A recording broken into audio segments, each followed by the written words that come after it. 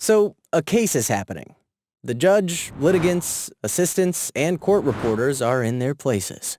Then, a higher power intervenes and stops everything. Don't worry, it's not a biblical disaster.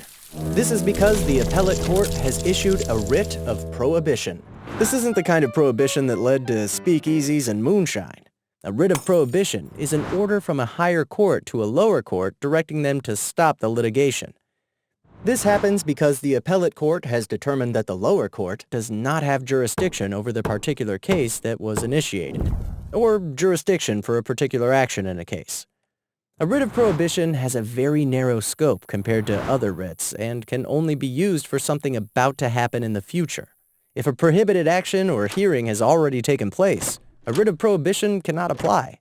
It must be ordered before the completion of the thing complained of. It also is not intended to fix a court's errors, particularly if the court has proper jurisdiction. Fixing errors is what an ordinary appeal is for. In other words, the appellate court will address the problem after the trial court enters a final order. But once a higher court issues the writ of prohibition, all processes in the related case or action must stop immediately.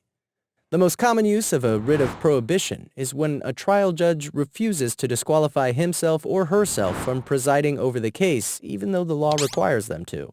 A writ of prohibition can also be applied to an appeals court if the appeal they are considering was filed in an untimely manner. To ask the appellate court to issue a writ of prohibition, you must file a petition.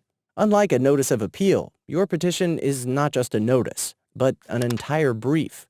It not only deals with the issue you want the appellate court to correct, but also why you think you are entitled to ask for a writ. While there is no time limit for filing a petition for a writ of prohibition, it must be filed before the problem action or hearing takes place. If the appellate court thinks you have made an argument that merits hearing what your opponent has to say, it will issue an order to show cause why your petition should not be granted. When that happens, your opponent will write a brief, and you will have a chance to reply to that.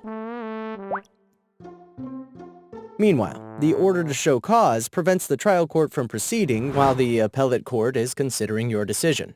Legal U knows the complex, uncommon aspects of court well, and is here to share that knowledge with you. Legal U, you can do this.